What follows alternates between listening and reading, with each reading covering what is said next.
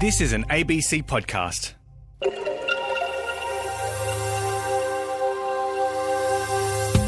Good morning. This is Pacific Beat on ABC Radio Australia. Today on the show, it's set to be one of Papua New Guinea's largest gold mines, but communities next to the Wafi Golpus project continue to hold grave fears. People were having goosebumps. They said, oh, okay, so it is now coming towards us. And that's the kind of response that our people have on the ground. We'll hear more about a campaign being launched to oppose some of the mine's activities.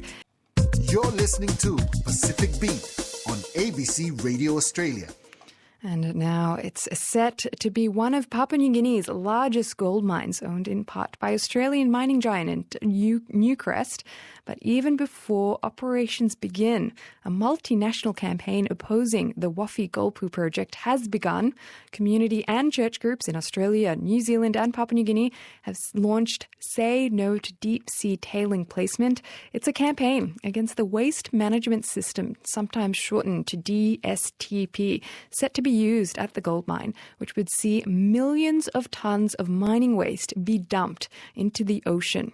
Campaigners, including Jubilee's research director Emily Mitchell, say they want to provide a voice to the communities that could be affected by the waste. So I think that really speaks to the fact that communities are very concerned about it. Certainly there has been community consultation by the companies. However, we do not believe that free, prior and informed consent was secured from communities. They were perhaps given an opportunity to hear about plans, but certainly we don't believe that there has been free, prior and informed consent by communities of the Huon Gulf to these plans. I guess to clear things up for people who don't understand a lot about mining, so this is obviously a gold mine, but as you just mentioned, oftentimes with these huge mining projects, it's not just gold that comes out of the ground, it's a lot of other materials as well, isn't it, that can be quite harmful. Can you talk a little bit about what they are and what they can do? Sure. So the tailings for Wafi Golpu have a number of different minerals involved in the ores. So there's lead, mercury, nickel, chromium, copper, obviously, and a whole range of minerals, selenium, so many. But basically, these minerals can have devastating environmental impacts. So basically, communities do not consent to the mining waste being dumped into the ocean. So there's a church in pretty much almost every village along the Huon Gulf coastline. And the church has been quite a passionate advocate speaking out for communities and their rights. They're very concerned about the community's ability to earn a livelihood and the fact that the mining waste could impact upon people's ability to maintain a subsistence lifestyle. A lot of people in communities depend on the ocean. They catch fish every day as their main source of protein. They might sell a little bit of that fish in order to make an income to buy basic necessities such as flour and rice. So you're looking at a situation where there's thousands of people along the Huon Gulf that depend on the ocean for their everyday life. And if you take away that environment, if the environment is too devastated for them to make an income, what are they going to do? And so that 130-kilometre pipeline, it will snake all the way from the mountains where the mine will be, across the second most populous province in Papua New Guinea, across waterways, across agricultural gardens. It will go directly through the city of Lae, and then it plans to dump the mining waste quite close to the village of Wagang, which is just on the coast there of the Huon Gulf. Now, the thing about that pipeline is it's also running through a very seismically active area.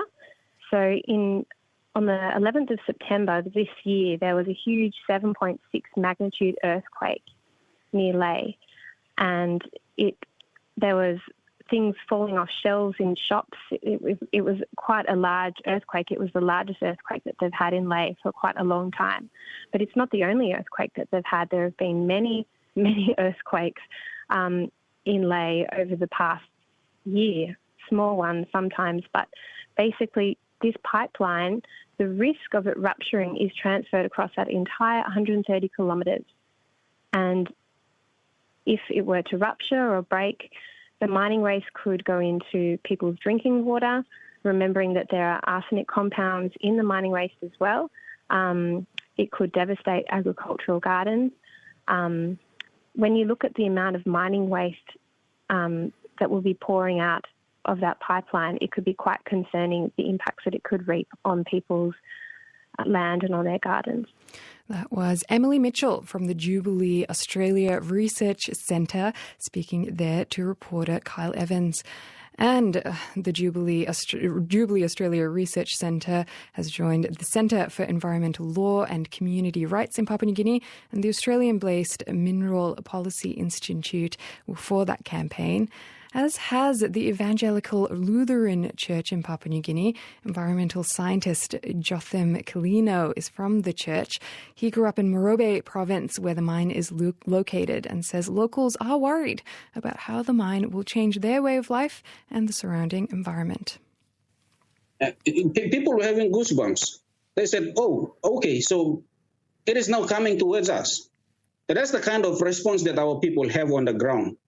But that's the first point that I would like to make to give us a background of where we came and what was our first reaction to DSTP when Newcrest Mining Limited proposed it for Huon Gulf and Morobe. We were scared seeing the effects of our people at Basamuk, our brothers and sisters just next door, just the next province to us. So we have started the advocacy. For myself, because of my background in science, I understand the biological, chemical, the ecological changes that comes with mining pollution, especially the toxicity of mining regions, the things that we use in the crushing and milling process. I understand these things. So when I went back home at Christmas and at holidays, and I started hearing my people, talking about these things, I felt obliged to educate them. And I have been engaged in this advocacy for, Kyle, it's about 10 years now. I did this since I was a young man, since I graduated from the University of Papua New Guinea, and I went back to Morobe Provincial Administration, and I worked as a special duties officer to the Office of the Provincial Administrator. That time was Asem Manasupe Juranuo. And I was privileged to work with him. He was one of our outstanding provincial administrators in the country at that time. And we tried our best to negotiate the first mining that took place in Morobe, which was Hidden Valley Mine. That's in Morobe province, operated by the same two companies. And not much of our negotiation was successful because the leadership at provincial government and national government at that time, from my standpoint and our people, I believe that we did not do enough. And so today we have the Hidden Valley Mine in Morobe, but it is not paying enough benefits. And when I say benefits, I don't mean the money. When we say benefits, we mean the quality of life. And the quality of life must be threefold. We must, as much as we are concerned about the economy, we must be concerned about the social or the life of the human beings first. Because what is the central point of economy? Well, it's the human beings. So we must be concerned about the human lives as well. And for this case, that's 400,000 people along the Huon Gulf coastline. And number three, we must be, of course, concerned about the environment. So that's what we say when we say benefit. That is how we as a people in Morobe province, we define benefit. We define it must be three-dimensional. Look, you mentioned you've witnessed this firsthand as a boy in Madang. A lot of similarities with this project in terms of the pipeline that's going to be running through Lae and down onto the eastern coastline. Now, you're from the eastern coastline. You said you've now had a chance to really educate the locals, about this project. What has some of the feedback from the locals been, and what are their main concerns? Are they worried? Are they scared? Do some people support it? What's the majority been like? I think outright, our people reject deep sea tailing placement. They reject it. We are not against development, but we are against dirty development. And DSTP, of course, is a dirty development. So our people of the Huon Gulf coastline and Morobe province, for that matter, I have been involved in a lot of church conferences, youth gatherings, community engagements and meetings. And through these conferences, when we present the updates to the people or to the conference participants or delegates or church officers or even the other villages in general, when we do our community awareness and campaigns, everybody rejects it outright. And it sounds like, from what you're telling me, they don't necessarily reject it from an economic standpoint, but it's more just a health and livelihood and well-being standpoint. It's the health risks that they sound, and the environmental risks that they sound most worried about. Is that fair to say? Especially the health risks. Because, Kyle, it is very unclear. Okay, so from our position as the affected communities, as the 400,000 people of the Huon Gulf coastline, our position is, or our concern is specifically on the consultation process. How we do consultation with the people as a government or as the company, or we term them as the developer.